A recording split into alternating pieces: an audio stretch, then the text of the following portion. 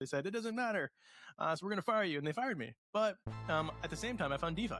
And man, it was a massive godsend because the yields were incredibly good. I mean, I only had $6,000 in savings to my name. I was a teacher. A few weeks ago, I tried to explain stablecoin farming to a bunch of traditional finance friends of mine. And it's really hard to systematize. You have a few base inputs, and then there's these special ingredients of DeFi that enable us to exceed what is available on TradFi. No one cried taking profits, except for Hyperliquid. If I would have held my Hyperliquid airdrop, my whole portfolio was twice as large right now. It's sad. We had so many Hyperliquid points. Yeah. So that's like the big fumble. Most people, when they think about stablecoin farming and DeFi farming, they think about, okay, it's like 10 to 20% APR or whatever. But I mean, given that you started with only 6K and you're now like orders of magnitude higher than that, what were the strategies that you were employing? That's going to be the Athena of Solana, fully self-funded, which is amazing. So no VCs. They have over $100 million already before they even go live, which is nuts. GM, and welcome to episode 33, the Odyssey podcast. Today we are joined by the one and only Steven, the founder of the DeFi Dojo and also known as the calculator guy. Thanks a lot for joining us today, Steven. How are you doing? Doing well, you know, I mentioned before I'm distraught by the death of Charlie Kirk from yesterday. I'm flying my own flag at half mast. It definitely hit me hard. But aside from that, DeFi space is doing pretty good. Yeah, it's tough times we're living in right now. Maybe to start, for the very few viewers who do not know you yet, can you dive a little deeper into your background and how you ended up in DeFi? Yeah, sure. So I have a weird background. Was a teacher in Saudi Arabia for a little bit, teaching English, or ESP, not being psychic, but English for special purposes to doctors, students, and engineering students. Then came to the US, taught philosophy at an international school. COVID hit. They wanted me to get the vaccine. I said, no, I don't want to get the vaccine. And they said, well, you have to, or we're going to fire you. And I said, you can't fire me. I have a religious exemption and constitutionally that's protected. They said, it doesn't matter. So we're going to fire you. And they fired me. But at the same time, I found DeFi. And man, it was a massive godsend because the yields were incredibly good. I mean, I only had $6,000 in savings to my name. I was a teacher, you know, not particularly wealthy. And I just chucked it into DeFi and was very successful with it. And then from that, I started doing YouTube videos on like how to farm. Ironically, I think some of the first videos I watched were from Taiki back when he was first starting too. So shout out to Taiki. Yeah, he did. I mean, he did ways to bring people into DeFi back then. I still remember the good old like Polygon incentive campaign days where you got paid for looping before it was called looping. He was doing stablecoin farming before it was cool. I mean, shout out to him. Yeah, he was one of the, and now he's maybe gone full circle. He's recently been doing like how he's farming KF stables on Arbitrum, and he's got his little rake and eating the scream. Return to monkey. So anyways, I got really big into DeFi farming. I built a community around it. We have 64,000 people on YouTube who follow me, 114,000 people on X. And then out of that, built the DeFi Dojo Discord, which a lot of people don't know has like single-digit billions of dollars of addressable capital in there. There's a lot of hedge funds, family offices, trade shops, and just like wealthy folk who are in there constantly conversing with like DeFi protocol teams or each other and just talking about the yields or macro or whatever's on their mind, or posting funny GIFs about price action. So it's been an amazing ride. I have worked with, I don't know, over 30 different teams in DeFi as well on ambassadorships and analytics and just like risk analysis, you know, working with teams like Pendle and EtherFi and Euler and Solve and Mantle Blockchain. And it's been a crazy ride for sure. Going from a philosophy teacher to working with, you know, multi-billion-dollar protocols and like, you know, running a portfolio that I never would have imagined being able to run as a teacher, living in like a tiny 600 square foot attic in a congested neighborhood in Connecticut to being able to own a home. And, you know, in a very hard time to own a home. It's been a massive blessing. So shout out to God, you know, couldn't have done it without him. And yeah, so that's who I am. That's where I'm at. And now I'm building a protocol. But go ahead. Yeah, I think your backstory is like one of the most fascinating in crypto, like the way you've been able to rise to the top of DeFi and farming. And I mean, we've known each other for 3 years, so I was able to follow that a little bit on the side. And I mean, also very active in the dojo, of course. So yeah, it's always like like it's one of these stories that genuinely make you happy. Like you just want to see the homies win. Um, Maybe can you dive a little deeper into how you were able to trade up your book to the size it is right now? Like, I mean, most people when they think about stablecoin farming and DeFi farming, they think about okay, it's like 10 to 20% APR or whatever. But I mean, given that you started with only 6K and you're now like orders of magnitude higher than that, what were the strategies that you were employing? Like, what were your big wins? And yeah, how did your strategies evolve over time? I think like most people who are able to change their status by virtue of DeFi or crypto, it's not their fault. Like they didn't really do it, right? So for me, I started in crypto back in 2017, back when ETH came out, and just tried trading. I thought, I'm a clever guy. I'm smart enough. I know my IQ. I'm an idiot. I'm an autist, and so I thought I could trade, right? And I couldn't. I just didn't have like the emotional rigidity for it, or fortitude for it.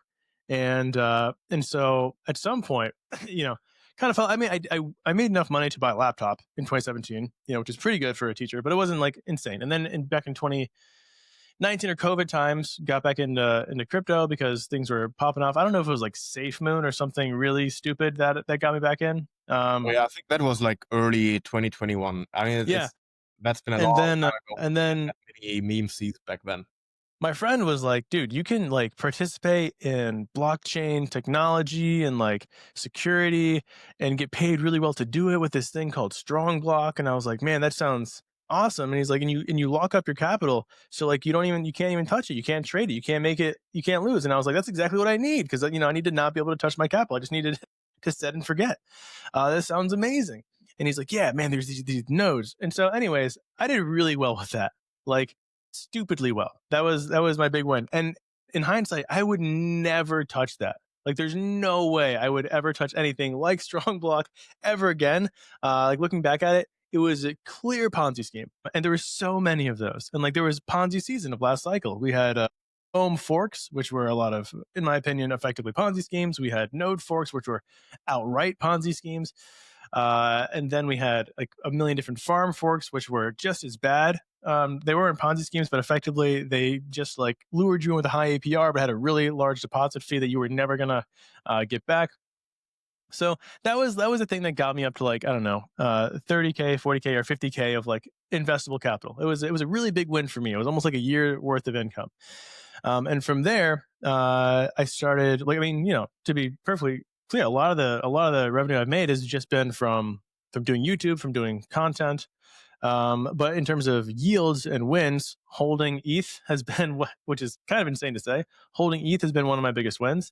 Uh, then this cycle, a lot of the wins came from airdrops. I mean, probably, I don't know, 20-25% of my whole portfolio right now is from airdrops. Athena airdrop. I mean, the Eigen airdrop was pretty good. It wasn't massive. It's not Resolve. I mean, Resolve, it was an okay airdrop, but Renzo airdrop. I mean, there were so many like airdrop season. We played pretty heavily, and that was a really big win. And probably made like really low six figures out of all of those airdrops combined, which was amazing. Some of them that I wasn't even expecting. We did really well on. And in terms of yield farming, really early on, this, I don't know if you call it this cycle anymore, but it felt like it was this cycle. When all of the LRTs were coming out, back when like restaking was first a thing, none of them had liquidity. None of them had liquidity pairs. And I knew you could permissionlessly launch these things as long as there was a receipt token. And so we launched a bunch of, I say we, it's because whenever I say we, I mean like me and the dojo guys. We launched a bunch of these LP pairs at like the 1% fee tier, and we were the only liquidity. So like there was no way you couldn't exit these LRTs aside from our liquidity. And so people were using our liquidity. We were getting, I don't know, 80 to 200% APR on like EtherFi ETH and Renzo ETH and Puffer ETH for a month or 2 months. I mean, I made really good. I probably made 30% ROI on my entire ETH holdings, which is the majority of my portfolio during that time. So there have been and then arbitrage plays too. We've done a lot of really good arbitrage plays where things were severely depegged. I can't say I did the Circle USDC depeg, but certainly Dojo people did. I did a few of the LRTs that were depegged and bought those and played the repegs there. Those are some of my biggest wins. I also did some LPing, got really lucky. So I did like ETH Pendle for a while, ETH Frax for a while, and just the fees were nuts relative to TVL. And then I just had a permanent gain because Pendle and whatever else I was in, like they went up relative to ETH, and I exited into ETH, and I threw all of that ETH into these LPs for LRT season. So it was really just a really beautiful transition of yields. And now I'm roughly at the point where I'm doing almost all delta neutral. I have some exposure. I have like, maybe 20% Bitcoin exposure, a little bit of hyperliquid exposure, but it's all profits now. So I'm excited about that. And then just a bunch of delta neutral exposure. On the side of airdrop farming, are you usually trying to just sell your airdrops as soon as possible? So to I just like was, yeah. I mean, optimize for yield in USD, or also like holding some that you're farming? I unfortunately was a sell it all because free money is probably going to go down, and a lot of times it did. So I sold all of my airdrops with few exceptions. Like anything that was meaningful amounts of money to me, I just sold. I just said, I'm going to take that off the table, right? No one cried taking profits except for hyperliquid. If I would have held my hyperliquid airdrop, my whole portfolio would be twice as large right now. It's sad. We had so many hyperliquid points. Yeah. So that's like the big fumble. But if I would have held all the other airdrops, likewise, I would have, a huge chunk of capital I wouldn't have made. So like right now, how do you analyze strategies that you're considering? How are your research processes structured? And like, I mean, talking from personal experience, like also trying to write up the dojo digests, like whenever I read through the messages in the DeFi Dojo and like whatever you see on crypto Twitter, it has just become extremely difficult to stay in touch with everything happening in the DeFi trenches. Stable coins alone, there are probably, I don't know, 20, 30, 40, maybe 50 stable coins out there. How do you stay on top of all of this? And like, what is your way to separate signal from noise?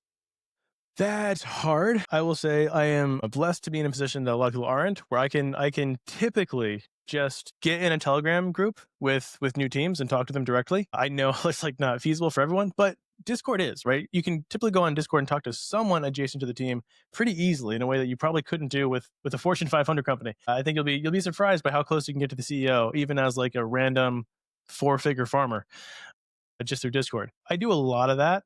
And aside from that, a lot of it's just like being on the dojo, talking to people who are maybe more informed than me, or like more focused on certain ecosystems. A lot of teams also will come to me and just say, "Hey, we're launching this thing, we're doing this campaign, we're doing this incentive stuff." CT, I think, is not good for yields, but CT is good for announcements. And so being on crypto Twitter, like probably more than is healthy for the human mind, is one way to just like be exposed to new things, because I try to follow people who are looking for new opportunities. Then, DeFi Llama is pretty good for stablecoin yields. Vaults.fyi is phenomenal if you're looking for vaults. So I've been using Vaults.fyi a lot recently, actually, just like sorting by stablecoins and then checking out whatever has the highest 7-day APR, and then at least using that as a jumping off point for research content. This has been the thing that helps the most. So this is maybe a hack that is really hard. It's not like a hack because it doesn't make life easier, it makes life harder, but it works, is creating content all the time. So creating my stablecoin yields threads, doing them frequently, trying to make them the best, because inevitably, if I do a thread about the best stablecoin yields, I'm going to have 10 people commenting, "You forgot this, you missed this, you didn't do this." Thank you. That's amazing. You are helping me with my, like, that's fantastic. So being wrong publicly is one of the best ways to learn. It's actually, it's incredible. So like if I do an ETH thread, I know people are going to jump in there and say like, "You forgot this, this, and this." Awesome. I'll include it next time. If I do a Bitcoin thread, same thing. So yeah, what being wrong publicly, doing research for those, staying on top of it, it's kind of hard, but it's literally like, it's my full-time job. My full-time job is DeFi. So it's not like I have to do a 9 to 5 and then come back and then try to squeeze DeFi time in. Yes, I do have 4 kids, but I have them researching now. They're all on computers. They're my little slaves. That's not true. They're way too young for that. But Expanding the Sybil fam. yeah, exactly right. Have them run some wallets.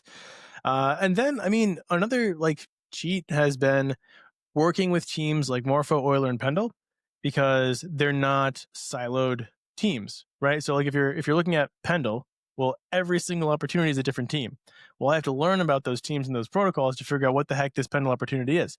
So that's just been a massive challenge. I've worked with Pendle for like, I don't know, a year now, and they're just phenomenal. And so working with Pendle, I've had to learn about all these different PT assets and who's issuing them. working with Morpho, and well, I don't work directly with Morpho, so I can't say that. But working with Euler, I do love Morpho though. Working with Euler, all of the different collaterals I came on. So like really early on in Euler's career, RLP was huge. I had to go learn what the heck is RLP. This junior tranche for resolve protocol. How does it work? Why is the APR so high? And so just being forced to learn all the time is it can't be beat in terms of research motivation. Just the classic Richard Feynman lesson that it's best to just try teaching stuff to other people to understand it yourself. I think Yes, and he there's was a really lot good of at that too. lot of wisdom in there. Like then 2 years ago, 3 years ago, I was also teaching as a teaching assistant and guest lecturer at my former university, a course on intro to blockchain. And like that really forced me to just formally understand all of these DeFi mechanisms and like the basics of blockchain tech. And like I'm still like eating off of that knowledge today, because it's like you had to understand it on a different level, because you now were forced on the spot to answer any like out of the box questions about these topics that would be coming up. Maybe on the note of protocols you're using a lot, like what are your favorite things to do right now in DeFi in terms of opportunities, in terms of projects to follow that are either upcoming or already live? Personally, I think that especially if you look at Ethena, Pendle, and Hyperliquid, these have just been huge winners this cycle. Especially Yes. Pendle, like I've like just the ability to serve as this marketplace for transferring risk and time preferences. Like I think Pendle has been sitting at the absolute forefront of that. And for DeFi stuff, it's always sort of hard to express your excitement for the product by buying the token, because there's not a lot of direct like causal relationship in terms of value accrual. But yeah, I think Sometimes on the there DeFi is. side, we've seen a lot of actual innovation over the last 2 years. So what are your favorite things right now? What are my favorite things? That's a good question. I like Hyperliquid because number goes up, and that's excellent technology. If everyone just adopted that tech, I think we would be in a much better place. So go copy them. Shout out to Jeff. Oh, by the way, I think they officially announced the native decision, so they're going to be using native markets. That's big. Who knows if the whole campaign publicly was Fugazi? I don't think it was. I think it was actually organic. They just went with the best choice. Either way, it was great for my bags. So that's been awesome having them all fight publicly. But genuinely, like decentralized perpetual markets, there were so many that did it. So why did Hyperliquid win? Was HLP really the 0 to 1 integration? Was it the fact that like Jeff and his buddies were a bunch of Citadel market makers? Was it the fact they did a like no VC massive community airdrop? Maybe. I mean, Hyperliquid wasn't really big until people started talking about the airdrop, and then after the airdrop, it became super massive. So there's something to be said there. But then now they have their own chain. It's a very useful protocol. Why did it win where DYDX failed? Even though DYDX has kind of like a vault similar to HLP. I don't know. I mean, there are some things that there are people who are better with fundamentals than I am that could answer. But Hyperliquid did win. I love it. I think it's fantastic. Some of the funding rates on there are amazing. Funding arbitrage is really good with Hyperliquid. I do not trust centralized exchanges at all. So I'm glad that there is a hegemon in the space like Hyperliquid to fill that role that really needs to be filled.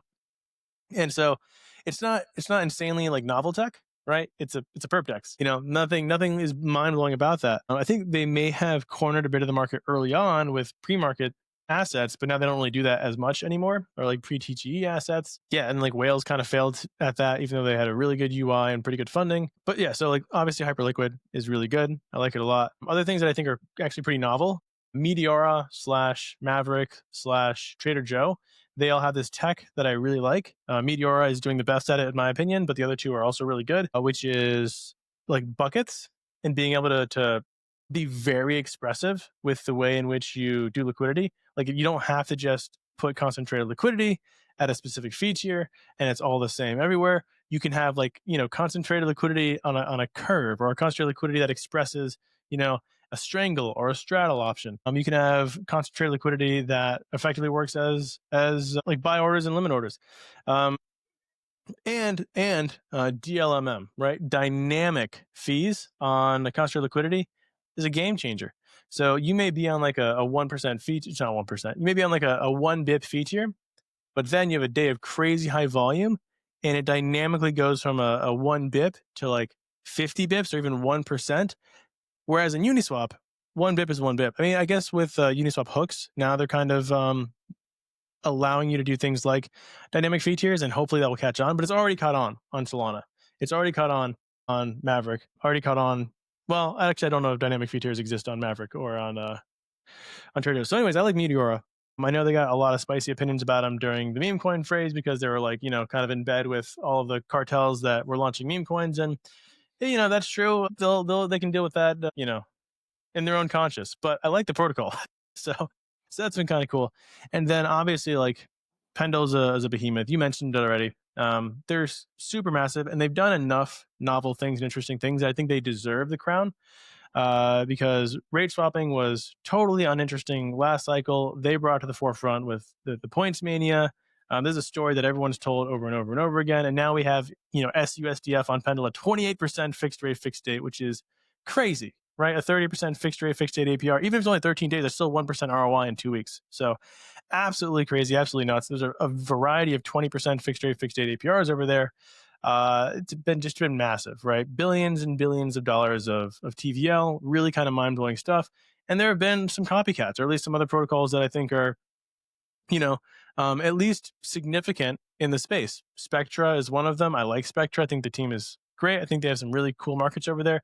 Not as much liquidity, but who can be Pendle, right? It's not easy. And then Exponent on Solana, RateX on Solana are also competitors. There was, I think, Prisma on Cosmos. Oh yeah, but Prism on Cosmos. Yeah. Prism, there we go. But rest in peace, Cosmos. It's a very very sad story. And Athena, I don't think Athena was that big of a. I don't know. I don't want to talk bad about Athena because they're so humongous, and obviously we're doing something that everyone wanted. But it's just a wrapped basis trade. Like it's not, or it was. Now it's a wrapped basis trade plus T-bill plus like yield of last resort, plus having some bit of like insurance on that they sweep and put into a pool, plus massive integrations, plus they're gonna have their own chain. Like they're really building out of this. It's kind of like saying, well, Hyperliquid's just a perp dex, but they're not really. And Athena's not just a wrapped basis trade. But for me, like Athena wasn't such a crazy innovation that like it blew my mind. Athena was like, okay, they've wrapped the basis trade and they made a stablecoin against it. That's cool. But I didn't really see all the excitement. But man, have they done really well. So that's been awesome. There are so many other protocols too that I could talk about, like Drip or anywhere that allows you to have yield bearing margin for perps is amazing. So they have like Syrup USDC on there, 14% APR on your margin is awesome. We have like 3Jane with zero collateral loans using actual credit scores now. Terrifies me. I wouldn't use it, but it's cool. And 1,000 different vault protocols. So we have, everyone in their friend trying to spin up a vault protocol. YieldFi, Yo, a bunch of other ones. And we'll see how successful they are. I think, also just like on-chain hedge funds on Midas Capital. Actually, I really like the on-chain hedge fund narrative. I think it's really cool that we have on-chain hedge funds because like before this administration, I don't think anyone would have even dared to do it. And people who did dare to do it kind of got beat up. And so now they're ubiquitous.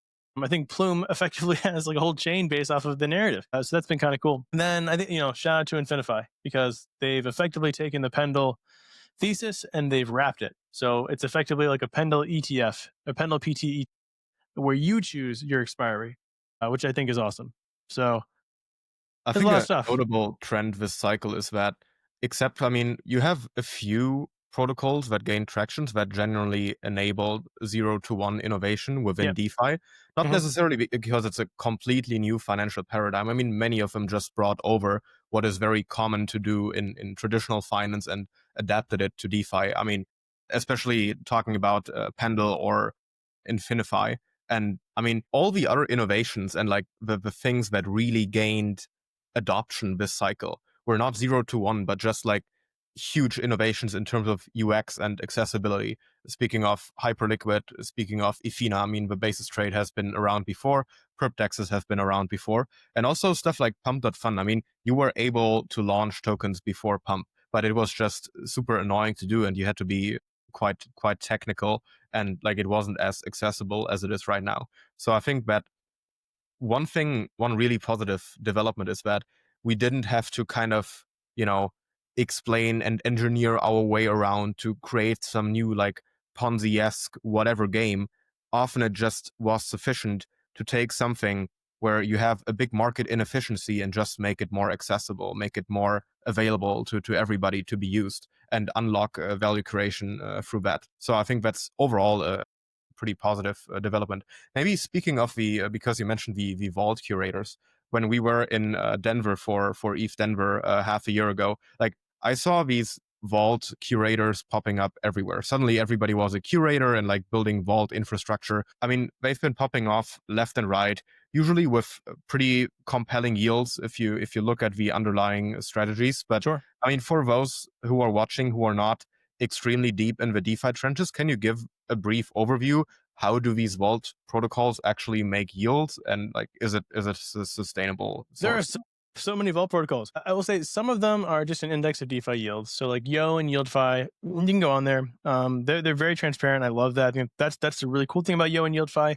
That you can see the entire portfolio. They're just farming. They're really just like, you're just getting exposure to farming through a stablecoin protocol, which is neat. Infinify is taking a bunch of PTs and they're depositing into them, and then they have some portion of the total portfolio that's invested in fully liquid positions. So they have a mixture of PTs and liquid positions, and then they allow you to basically wrap that and get exposure to all of those yields, and then you choose your expiry. If you have to withdraw before the other PTs expire, you just withdraw from liquid positions, and so they see ahead of time how much liquidity they need by the time you want to expire, and so it's a really nice like fractional banking kind of mechanism.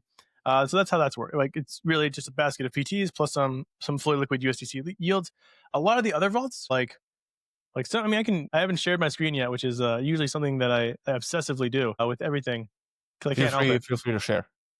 So, a lot of the other vaults, like SummerFi, this is mostly just lend aggregation. So, like right now, Arbitrum is running a drip campaign, 14% APY on USDC on the SummerFi vault, which is just aggregating lend opportunities on Arbitrum, all of which are being incentivized by the drip campaign. You have Gauntlet Alpha, which, Gauntlet is the biggest curator in the space. They lend to virtually every huge person. They're great. Some people have spicy opinions about them. Don't let Mark Zeller hear that I say I like them. And 10% APR for lend aggregation, $37 million in there. It's pretty good. Euler has also taken up the mantle of lend aggregation vaults. If you go over to Earn, they have their own lend ag vault. The ETH one probably getting around 9%. I don't know. It's slow to load. The Arbitrum one probably getting around 12%. And then you have really crazy vaults. Well, yeah, 11%. So there we go. You have crazy vaults like the ones on Drip, which are, these have all these creators like Circuit, actually like Gauntlet, like Ace, that are running strategies. Now, I will say virtually all of them are just trying to do the hedge JLP trade. They're just like, let's all get yield from the exact same source, which is go long JLP, short the delta, and try to be the best at doing that. And some of them are done pretty well. So there are some strategies. There's a lot of basis trading. So Resolve is another one that is just was for a long time just a wrapped basis trade. My VPN's not on, so I don't know if they'll let me see. But like right now, RLP, which is their junior tranche, 10.3%, USR, 6.2%, which is pretty good for a stablecoin yield. And then you can loop and leverage it. Another one, Reservoir, they have like 15% APY right now, which is pretty crazy. They're basically doing lend aggregation plus, that's mostly it, actually. They're using like Stakehouse vaults and so I can't access this. They're using Stakehouse vaults and Smokehouse vaults. And some You're basis, based in Syria, right? That's why you can't access it. it's the darn Syrian financial laws. But so, I mean, it's another good one. There are so many, though. There are literally 200 different stablecoin protocols. A lot of them are vaults. There are so many different vault products themselves. Veda is probably the number one vault provider in the space. I'm not, so shout out to them. They do a lot of strategies that are ETH denominated, a lot of strategies that are BTC denominated.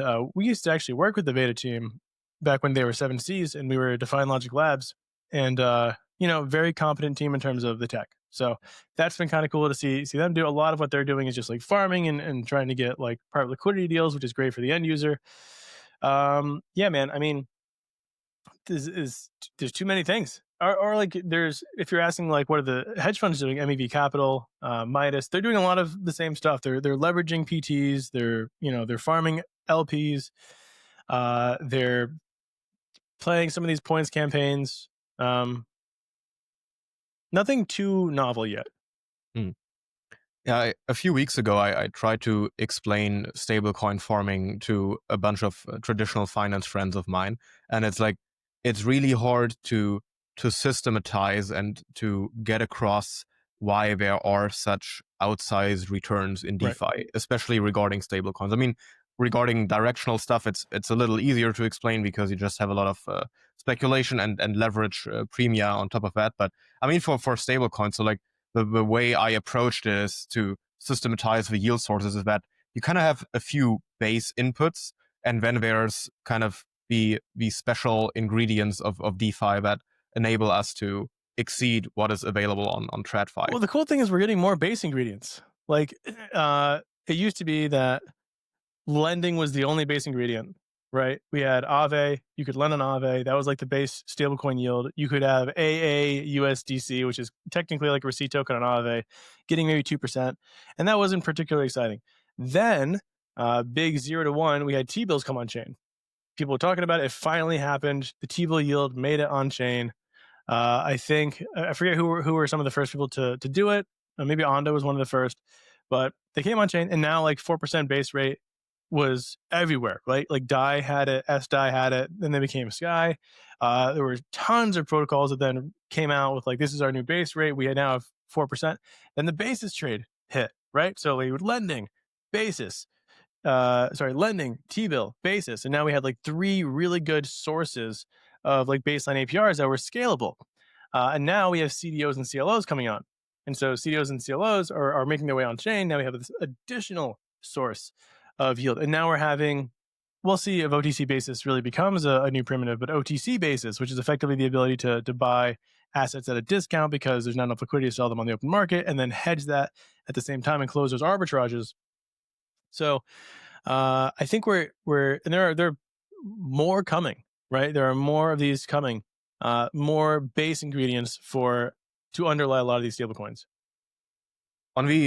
I mean, these are basically the same base ingredients that I also identified.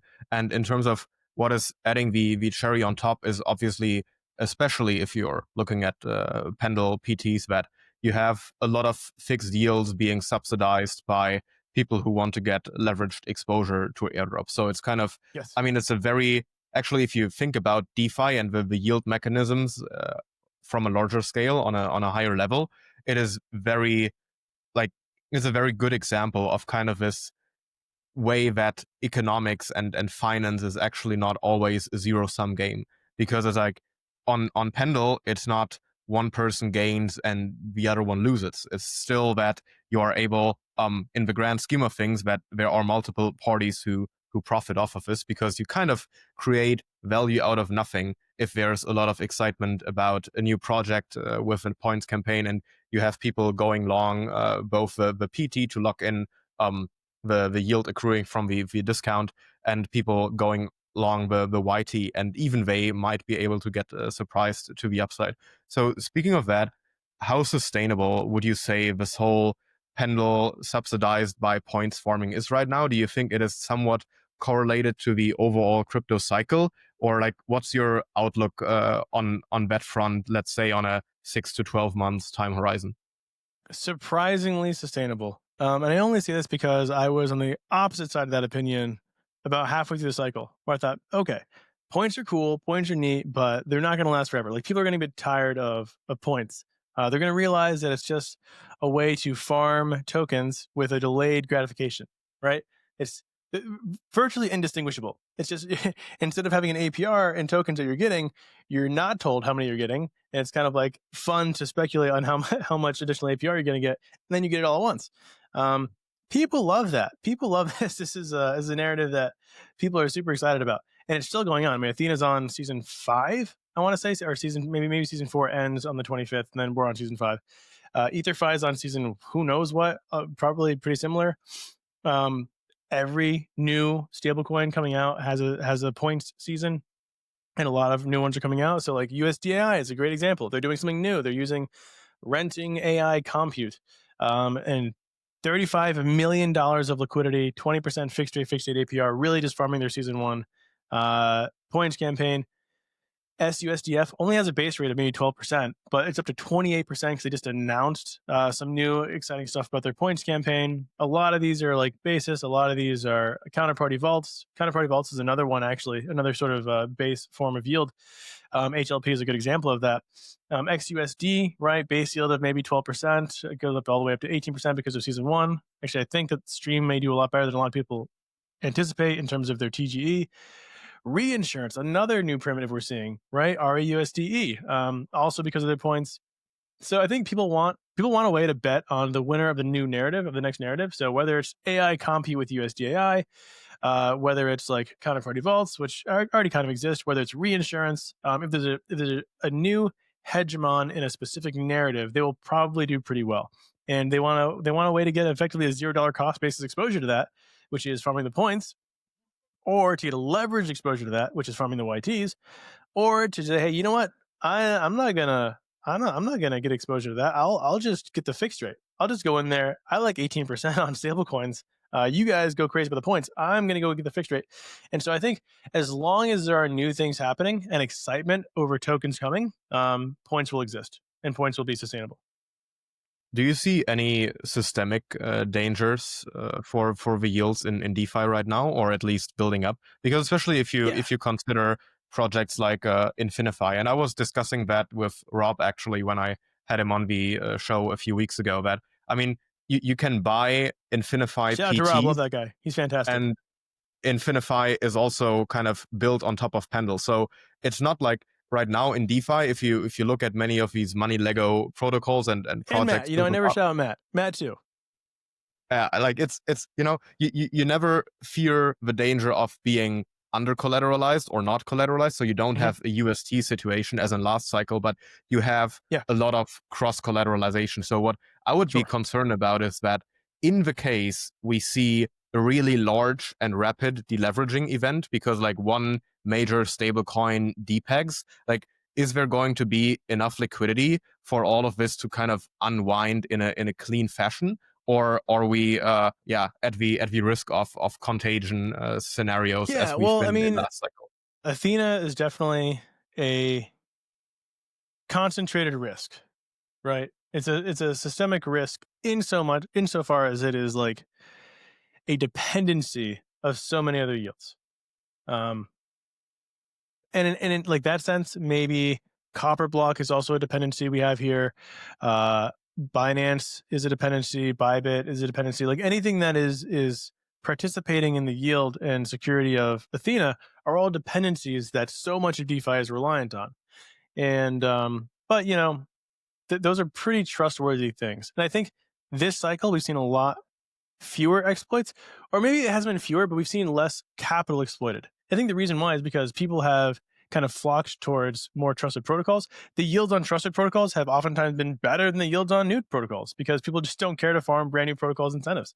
And so, you know, also audits are getting way better. We have fuzzing now, which is amazing. We have just so many new auditors. We have a lot of great teams coming out. We have formal verification, which is like a new way of auditing, which is amazing, which is really, really good. It just abstracts the logic from the smart contracts and then runs through them, formally verifying them logically to make sure they can only do what the functions are supposed to do.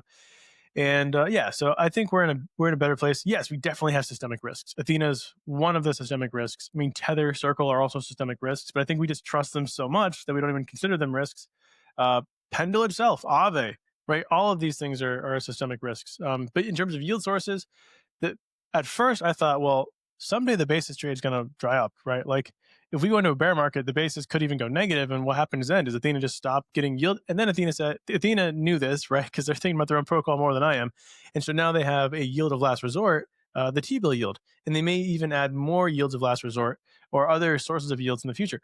Resolve just did this. Resolve just said, hey, they did a governance vote, I think, for being able to tap also into lending aggregation on chain, which is amazing. I think that's phenomenal. I hope they do that. It's a great way to diversify your risk exposure to different yields. So yeah, I don't know. That's like a few good examples of this was GMX on Arbitrum.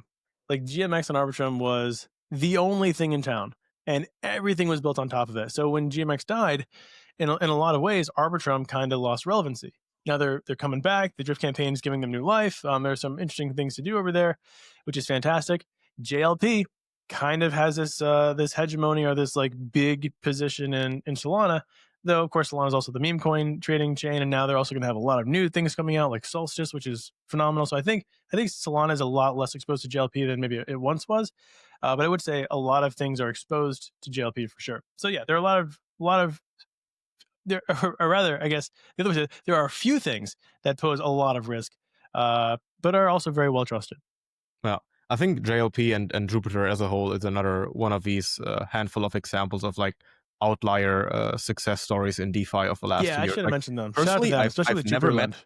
a single person who is trading on Jupiter, but JLP is still sitting at like a 2.1 or 2.2 billion like TVL. It's like, I mean, it's like Who trades on Jupiter? I don't know, it's but multiples bigger than HLP, and like everybody who I know is trading on hyperliquid 24/7, and like nobody's trading on Jupiter. Like it's pretty interesting.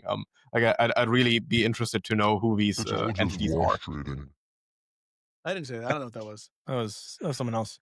Yeah, like I mean, looking at these systemic risks and like these kind of reflexive delevering mechanisms that would hit if we see like a coincidence of both like recession and like risk appetite going down and lower rates. So like if the Fed really cuts way too late, I think that could definitely bring us back to bear market lows of last cycle in terms of average yields being earned in DeFi. But yeah, I think it's kind of too early yes, to but make an right. So like interest rates go down, equities tend to go up. Like we could see I don't know. We're calling for liquidity crunch at the same time as rate cuts. That could be a kind of a bad recipe rather than a good recipe. But interest rates go down, we tend to see equities go up. So that's time to go long and rely less on yield and more on just like price exposure. And also like CDOs are going to be relatively unmoved. They're still going to be unmoved, but there are other sources of yield that still exist that will have and also the base, like, okay, so let's just say interest rates go down. The basis trade is typically counter to interest rates. So as interest rates goes down, the basis trade should go up. It won't always. There are some edge cases, but yeah, like if we saw an interest rate go down plus bear market, that would be a bad time. Yeah, I mean, historically, whenever we've seen like a large recession, it was the case that the Fed was like starting to cut, and then like 2 quarters later, we see a recession to follow. So like if only if we see a recession in 2026, I mean, there is a decent chance that we could see like a reflexive spiral downwards. I mean, of course, the whole like macro mechanisms have changed a bit given the high percentage of like GDP being driven by government spending. So in theory, like you are more able to avert a recession now by just other fiscal policies. But yeah, let's see. I think we have a where critical this mass all goes. of people who care. So no, I won't even say that. But we have a yeah. Who knows? Maybe there'll be some responsible people up top that want to be fiscally responsible. It could, Well, I mean, that'd right be now bad for our yields. it points like everybody is incentivized to just like But pump also, things up. I thought that we would never see T-bills on chain. I was very skeptical. I thought maybe in 10 years. And now it's like, of course there are T-bills on chain. And so I do think that things that didn't work last cycle, like real estate, stablecoins, or like a lot of the real world assets, I just thought never. Like there's, it failed before, it'll always fail. I think like I'm a lot more open to those things actually succeeding in the future. So I do think that there are other sources of yield that are less tied to recessions, less tied to interest rates, less tied to price action that will make their way on chain and make the stablecoin landscape still interesting, even in dire times. Mm. One vertical where that could take off is maybe if you look at the USD AI thing or AI USD that is Right. like doing the Compute. compute power. I think you could like stable coins and like putting that stuff on chain, I think is very good for infrastructure funding where you obviously have difficulty raising from traditional banks and where you can also kind of introduce a pseudo equity component maybe through points, so that you are able to kind of fit the yield requirements from people to lend to you on chain. I mean, of course, like this is a significantly higher risk profile than like traditional finance junk bonds or corporate bonds or anything. But I mean, I see a lot of potential for these kind of applications and projects to take off, even though like I would be very careful to blindly invest in them, because like these come with much more like intricate risk profiles than just like another basis trade on chain stablecoin where you're able to like track reserves, etc. But yeah, I mean, since we mentioned tranching quite a few times during the show, do you want to tease a little bit what you guys are building with MezzanineFi? Yeah, I mean, we got plenty of time. We got 3 minutes. I usually do this pitch in 1 minute. So no, I'm kidding. Yeah, I would love to, and I can go a bit over if you can. I mean, I got time, man. Today I got time, cuz I don't know, people probably don't know that meme, but so Mezzanine is what I'm building a protocol. So you've probably picked up, if you don't know who I am, that I am a stablecoin aficionado, and that stablecoins are something that I'm really sort of obsessed with to an extent. And so a while back, my partner and I decided to not I have a wife, not that kind of partner, but my business partner and I decided to build a protocol. We said, hey, we've been thinking about stablecoins so much, obsessed with them for so long, talking to capital allocators, working with hedge funds, working with LPs, working with family offices on like risk and execution. And now it's time we build our own thing. And so we ideated it, we thought about it, and eventually the idea got so good in our minds that we said we have to build it. And so we started building it. We've been, we were self-funded for a long time. I can't say anything else aside from that, but we're now like in the tranches, pun intended, and we built Mezzanine. So Mezzanine is going to go live in January. It is about halfway through development now, going really well. Very excited about it.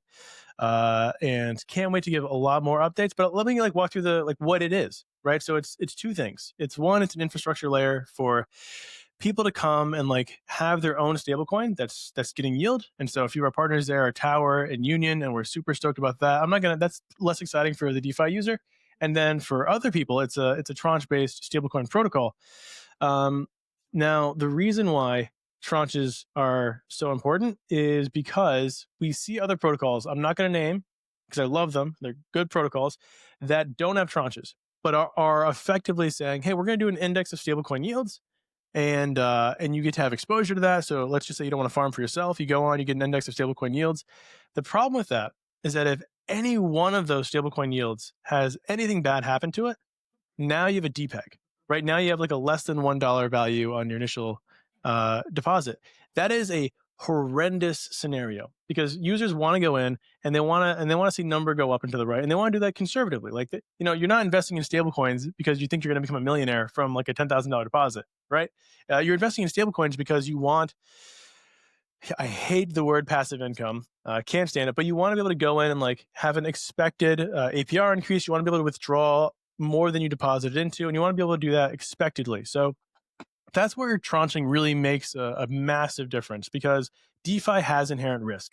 And if you don't tranche, then any of those risks you're exposed to can blow up your principal, or at least like severely depeg your principal, even if you are diversified. So even if you're in one of these massive yield indexes on chain, if any one of the things you're exposed to blows up, now you've taken an NAV hit. We want to allow users to not have that happen to them. So we went with the tranching mechanism, and we got real spicy with it. So the way that it works is there's a senior tranche, SMD targeting 6 to 9% APR. So really conservative, instantly redeemable back in USDC. But here's the fun part. 40% of the protocol TVL acts as a first loss layer before the senior tranche, meaning that if we have an index of yields, you'd have to see 40% of the TVL exploited. So like 40% of all of the strategies we're in exploited before you ever see a loss on that senior tranche. Whereas for a typical stablecoin, even the very first BIP that's exploited has now affected the NAV. So senior tranche is very, very protected.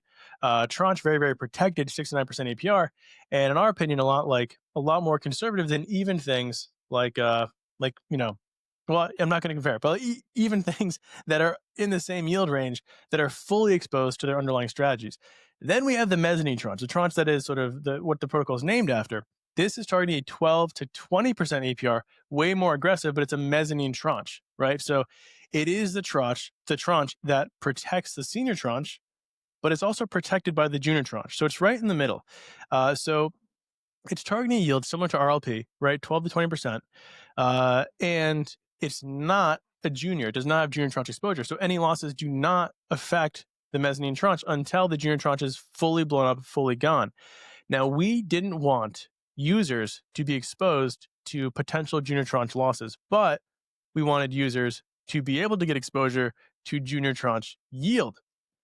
And so the way that we did that is through a bonding mechanism that is kind of like Ohm, if you guys remember Ohm from last cycle. Not in that there's going to be 6,000% APY, not that it's like a huge Ponzi scheme. I mean, Ohm is not a Ponzi scheme anymore. I actually like the Olympus team now. I think what they're doing is actually really cool. But the way it works is users who want junior tranche yield, but not junior tranche exposure, they can come in, they can buy our token from us, the Mez token, at a discount. So that's where the bonding mechanism comes in. You come with 100K, you buy 102K of Mez over a bonding period, 14 days, 28 days, 56 days. You get it at a discount, right? But the moment you buy it is also staked. And all of that staking yield that you're getting is from the junior tranche. So junior tranche gets 20 to 30% of the total yield that's being generated, despite the junior tranche only being 10% of the TVL. And in that way, it's getting a massively large exposure to the net yield. But all of that junior tranche yield is not like, it's not just directly going to, you're not getting a USDC yield, you're not getting like an MZUSD yield. All of that yield is going towards buying back the Mez asset or governance asset off of the open market and then redistributing it to Mez stakers as a completely non-inflationary yield, meaning no new tokens are being emitted to give a really, really attractive APR on that. So Mez is the way you get junior tranche yield with zero junior tranche exposure. If the junior tranche does take a loss, Mez is completely unaffected. You're getting the junior tranche yield, not the junior tranche exposure. So that's pretty cool. I mean, I can walk through sort of like how it's going to work for users. It's going to be very simple. They come in with USDC, they mint MZUSD, our non-yield bearing stablecoin, and they can shove it into the senior tranche or mezzanine tranche. And then composability is a lot of fun. Go take on to Euler, Morpho, Pendle. We're going to have a Pendle day one integration, which is awesome. I love the Pendle team. And also we're working with Gauntlet as our curator. So shout out to Gauntlet. Really excited about being able to tap into their liquidity and expertise as well. And where are the yields coming from? Well, we're a USDC in, USDC out protocol, which means we're going to be holding a lot of USDC because you can redeem MZUSD 1-to-1 for USDC at any time. So 5% of reserves are used for those redemptions. If the reserves fall below 5%, it comes out of the other 25% liquid positions. These are what we call USDC in, USDC out positions. Basically, lend ag is a big one of these. So anywhere where you can deposit USDC, it grows. You can withdraw USDC at any time. No fee to enter, no fee to exit except for gas to refill and service those reserves. And then up to 70% are a little bit more expressive positions. So PTs, LPs, and even some private liquidity deals that are not reliant upon some future TG and large vesting terms. This will push us over the edge in terms of yield, make us highly competitive. And then even if those PTs, we need to utilize those values for liquid positions and for reserves, we can borrow against them utilizing our curator Gauntlet for some deep liquidity to service those reserves in the interim. Now, because we're taking on some duration exposure with PTs, the MLT asset, that mezzanine liquidity tranche asset, does have a 21-day on staking period, which sort of mitigates any effects there. Of course, you can sell MLT on the open market. If it depegs, fantastic. Arbitrageurs can come up, unstake it for the NAV, and have a good time there. But yeah, so we're super excited about this. I can't show any more slides because this is a pitch deck and there's some private information on there. So that's what's going on, and we're like super excited about this. We think it's really going to be a bit of a game changer, especially with the stuff we're doing on the infrastructure layer, where teams, blockchains, protocols will be able to have their own white labeled stablecoin. So you could have like Max USD, and it's just a distribution layer. So all the dollars you bring into Max USD, you get to keep the senior tranche yield for that 69% APR. And then you can use that APR to incentivize people to come onto your chain, people to come onto your protocol without having to spend any of your own Max tokens. So that's been a cool vertical. We've seen this sort of narrative play out with Sonic and Rings protocol. We've seen it play out with Katana a lot. We're seeing it play out with Plasma to some extent. A few other chains are actually introducing the same mechanism. Gnosis chain kind of has this with XDAI. And so that's Mezzanine in a nutshell. You got any questions? So if I understood it correctly, you're basically acting as one of these vault curators or like on-chain hedge funds, but you're introducing a tranche layer on top of that. So you're able to service various yield profiles and like risk profiles, or like, I mean, just to the point I'm trying to make is that out of the like yield sources, you are still the one who's allocating the capital, right? Well, kind of. So there's there's three teams. There's a protocol team, then there's the risk management team, which are effectively operating the strategies through a custodial solution like August, which is phenomenal. So it's all smart contracts based. And then there is a risk analysis team, which is effectively saying what can and can't happen. So you can think of this like a Gauntlet or a Chaos Labs. Basically, their only job is to assess the risk of strategies. So the risk management team will propose strategies that they want to do to the risk analysis team. The risk analysis team could say, no, like too risky, can't do it. It's just unfeasible. The risk profile is outside of the bounds of what the protocol wants to accept. Or they can say yes, and then they will look at what the liquidity can actually absorb, and then they will make a proposal to governance. So then users who are holding MZUSD or the senior tranche or the mezzanine tranche will vote yes or no. And if it's voted yes, then the risk management team can operate within the confines of what governance has set. So it's not like I'm just going in there and, wild westing whatever I want to throw money at. It's a multi-layered, like very checks and balanced system to return to the end user like the best publicly or privately available yield that is highly risk adjusted. So it's not like, for example, stream finance, where the fund manager has sole discretion about the capital allocation. That like you Right, where have Zero to. X Law is just running an on-chain hedge fund. No, it's not quite like that. But I think what he's doing is also fantastic, and there's a huge PMF for it. And I think he's probably going to move in the direction of a little bit more decentralization in the future. But no, it is not quite like that. So like, how can people start getting exposure? Like, what's the path to launching?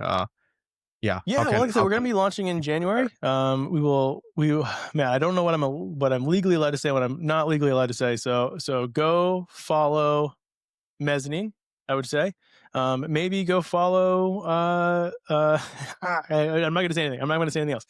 Follow me, right? Follow my own X account, and we'll probably be talking about it a little bit in the DeFi Dojo Discord. But that's like a sacred place to me in some sense, where I try not to bring any outside work inside. But I do think it'll be really cool opportunity for even people in there. So, and that's it. Yeah. So yeah, just go follow me and Mezzanine, and you'll learn more as it comes out. Are you able to talk about any details of the Mez tokens, like to dive a little deeper into the functionality of that and tokenomics? Yeah. Like, is there going to be an Ethena-like points program where you're able to farm it in the early innings, or like how are you trying to make the token model sustainable? So we have kind of spun things on its head, in that we did not want to create an altcoin that we wouldn't buy. So that was a big driving force behind how we designed the protocol, which is we wanted an altcoin that we would invest in ourselves. And so how do we do that? Well, we're launching with the token, which I know is crazy and is probably going to be mind blowing. So it's kind of like you're entering into an Athena season 2 or like a EtherFi season 2, where the token will already be live. But very, very, very low float, because the only way to get it will be through the bonding mechanism. So buying at a discount, filling up that junior tranche, filling up that insurance layer for the protocol, and then getting the staking yield that way. And only up to around 5% of the total tokens will be going out that first year, and it's going to be dripped out slowly. So it's roughly 10 bips available for bonding weekly. And so that's the way to get exposure to it. There will be a points campaign, a pretty conservative one, for like MZUSD and the senior tranche to give them additional boost and really incentivize MZUSD usage, similar to how Infinify has incentivized IUSD usage. And the token, like I said, it's slow dripped. The only real way to get it initially is through bonding. There will be also liquidity to purchase it. But if you can get it at a discount, why not do that? And the staking yield again comes from that junior tranche yield. So this actually is a pretty good illustration where you can see sort of what happens at $1 billion of TVL and a 10% net APR. It's $100 million of annualized yield. Well, the yield flows down the stack. At first, make sure the senior tranche hits its yield obligation. So at 40% protocol TVL, 7% APR, it's a $28 million annualized yield obligation. We have $72 million remaining flowing down the stack. That then goes to the mezzanine tranche. This is capped at 30% protocol TVL. 15% APR, it's a $45 million annualized yield obligation. We have $27 million remaining of yield. It's a lot. It's 27% of the total yield left after hitting these yield obligations. So what we do with that is, instead of giving it to like a junior tranche receipt token and giving users junior tranche exposure, we use that $27 million to buy Mezz off of the open market and redistribute that back to Mezz stakers as a non-inflationary staking yield. So they're benefiting from the TWAP buy pressure. They're benefiting from a non-inflationary staking yield. They're benefiting from TVL growth, because as TVL is effectively like long on TVL, because as TVL goes up, that means more yield from more buybacks and more yield distribution relative to a pretty fixed distribution mechanism through the bonding. So that's like the tokenomics in a nutshell. If you have any other questions, happy to try to answer. Are you having any plans yet how to address kind of the whole, because it's inevitably going to be a low float, high FTV token in that sense, because you want to be conservative with the issuance. And like, from my experience, whenever you see people look at other projects where that is the case, I think FX protocol is another example of that, where you have a reasonably low float but a high FTV.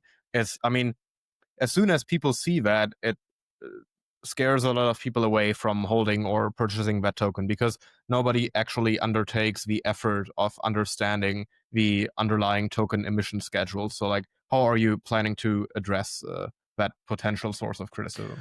Well, we're hoping to launch at a very like conservative value that will scale with the protocol's TVL, because there's a direct relationship between the yield produced by the protocol and the actual value of Mezz. And so it's going to be our job to then scale the TVL to give more intrinsic value to Mezz. And so that's kind of what we're hyper focused on. And we have a lot of partnerships. I don't know if I can say what they are. That should be bringing significant TVL into us in the first few whiles, and then scaling those partnerships to bring in even more TVL, especially into the senior tranche, because every dollar in the senior tranche benefits the entire protocol, because it takes less yield than it produces. And so that's going to be our job. Our job is to scale TVL, scale the senior tranche, and then the users will benefit from that TVL growth. So our intent is to make sure that the issuance of Mezz is effectively in line with the rate at which TVL grows. So in terms of revenue, since you mentioned that a lot of revenue is, or protocol fees generated, is going to be used to buy back the Mezz token, if I understood it correctly. Well, like, what is unlike RevShare, so a lot of protocols that do RevShare, which is kind of mimetic, they take protocol revenue, which comes from fees typically, or like a small performance fee, and then they take a portion of that and they use it for buybacks and burns, or buybacks are just pure redistribution. For us, it's literally the entire junior tranche yield. So 20 to 30% of all of the yield being generated by the protocol is going back towards Mezz stakers. So it's not just like a small little itsy bitsy bit of revenue that like we're using to like drum up a narrative. It's genuinely the case that Mezz stakers are getting the junior tranche yield through two mechanisms. One is through the buybacks and TWAP buybacks, and then two is literally through all those repurchased Mezz being given back to Mezz stakers to grow their share of governance, and to also give them a non-inflationary APR. So how do you make money in all of this? Like, are you just like staking your own portion of Mezz tokens, or like what's the expected way how Mezzanine will sustain itself over time? Yeah, so the team does have will have tokens, right, with long vesting terms, so not going to be able to realize any of that for years to come. But in addition to that, the platform may have a small fee turned on eventually, for whatever it may be, like a protocol fee. We're not going to do deposit fees. We're not going to do withdrawal fees. I can't stand those. We will never have them. And then the curators or the risk management team will have a performance fee on the actual yield being generated. And so there are a number of ways that revenue is being generated for the teams involved. And for us, it's going to be, that platform fee, when it does get turned on, that's going to be going to like the foundation of the labs. Yeah, I think it is such an overlooked variable, especially like been in the last years of especially stablecoin farming, that like how much money gets lost to slippage, exit fees, entry fees, etc. And like, I think especially over the last month, like looking at the discourse witnessed in the dojo, there has been like very explicit attention on being able to entry exit with USDC, USDT by on a one-to-one basis, and like more attention being paid to the kind of operating costs of stablecoin farming. So I think that's a very very good step in the right direction to avoid any type of these fees. Yeah, definitely. I mean, I could talk so much about the way in which we're avoiding like runway creep, which we've seen in a few other stablecoin protocols like effectively just stop operating to some extent because they can't afford to continue paying their workers because they didn't have revenue early enough. And so we know sort of what our TVL number is before we are cash flow positive. I'm not going to, I don't want to jinx anything, and say, but we're very excited and confident that we'll be cash flow positive super early in our lifespan, and we're also not like doing a lot of team bloat. So a lot of teams we've seen that have failed have hired everyone they could possibly think of because they got so much money from raising, and we're like, oh, I can't wait to spend it. We are DYDX not Foundation core. exactly right. Yeah, and then just having way too many team members, and inevitably that leads to firing. And firing is never. I don't know. It's usually not good for the protocol. So we're learning a lot from the people that we've worked with. We're learning a lot from the other teams that are out there, a lot of teams that we're working with, getting a lot of good and sage wisdom from them and advice. And the cool thing is we're not like having to go out and buy advisors. We just know so many teams that we're able to just talk to them, candidly and see what worked, what didn't work, what would you have done differently, and really like this is a culmination of all of the best things, subtracting all of the worst things, and trying to put it all into a protocol. Mm. Because you mentioned that you're going to offer white label solutions, so can you expand a little more what that means? So are other protocols able to just use Mezzanine's mechanism to apply kind of in an isolated fashion for their own DApp? Let's say someone that solely wants to build on top of Pendle or solely wants to build on top of lending markets, like Morpho, Euler, etc. Like, are they going to is this going to be a model that will be available for like whitelisted curators to use, or how are you envisioning that to go forward? Well, not exactly. So, what we've found so far talking to these white labeling partners is that they just want senior tranche exposure. So, they want the senior tranche yield, but they want their own token. And they want their own token for a number of reasons because they have the distribution, but they don't want to reinvent the wheel. They don't want to create a new stablecoin. They don't want to try to build a massive like insurance fund for that stablecoin. They love the instant redeemability back in USDC. And so, what we're doing is we're allowing someone to come on and effectively get senior tranche exposure, 69% APR, with 40% of the total protocol TVL acting as effectively as an insurance layer for that senior tranche, instant redeemability back into USDC, and then they capture all of the yield of whatever distribution they've been able to acquire. So we have some teams that are anticipating. I mean, I don't even say the numbers because it's so wild. Substantial TVL. The TVL they bring in, they capture all of the yield. They didn't build any of the tech or infrastructure. We did that all for them. We benefit because senior tranche. So all senior tranche TVL is beneficial for us because we produce more yield than they take, and then they can do whatever they want with that yield. And so you could imagine a new blockchain, like I said, a Max blockchain, right? Now you have your own blockchain. You want every dollar on Max blockchain to be producing yield for the chain, but not being taken by the users holding like Max USD. So you use our solution. You don't have that. So you don't have a DEX, you have a money market. You can take all of the yield you've generated on all of the dollars on your chain and use it to incentivize deep DEX liquidity, use it to incentivize deep money market liquidity, and you can have it redeemable back in USDC. So, and the cool thing is you have 40% protocol TVL acting as a risk buffer or loss buffer for your stablecoin, making it in some senses a lot more risk adjusted than alternatives. Sounds pretty exciting. I definitely think that if Mezzanine gains traction, and I mean everybody is indicating that it will get. I mean, given your connections in the space, that like you can be one of the core players in DeFi in terms of mechanisms being utilized, and just kind of broadening the attractiveness of DeFi for various risk profiles, especially if you look at people or like small institutions in the traditional finance and family office space. I think that if you're able to kind of offer more principal protected and like lower risk yields, I think that could fuel a lot of the base yield inputs in DeFi going forward. So yeah, very excited for what is to come on that front. Yeah, having exceeded the hour already, is there any other topics you'd like to cover, or like any other DeFi things, or just anything else you'd like to discuss? Yeah, let's do a deep dive into who killed JFK. No, I'm kidding. Yeah, that's a good one. I wrote like one of my high school history papers about that, so That's great topic. wild. No, I mean, I could really wax lyrical about all the new protocols coming out, all the new interesting things coming out in DeFi. But without going out another hour, I will say two things that are coming out that you probably should look out for. Solstice is launching in a couple of weeks. That's going to be the Athena of Solana, fully self-funded, which is amazing. So no VCs.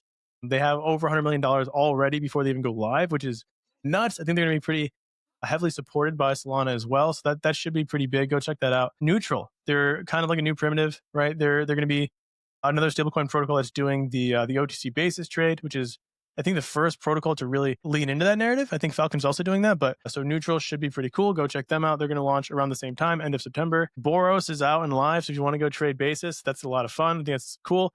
A lot of the Pendle PTs are up for expiration, which means there's going to be a lot of transitions and liquidity. So if you want to go bet on some PTs, assuming they're going to get, maybe compressed by all the TVL moving and migrating, I think right now would be a good time to go buy some PTs for sure, assuming the migrations are going to push those IYs down at least temporarily. I mean, there are so many things. Go join the DeFi Dojo Discord. Follow me on X for more yield information. I'm probably going to do an ETH yield thread coming up soon because there's so many good ETH opportunities. And we'll end it there. Very nice. I'll make sure to provide all the links to the dojo in the podcast and the stream description below once we have the polished version live. Yeah.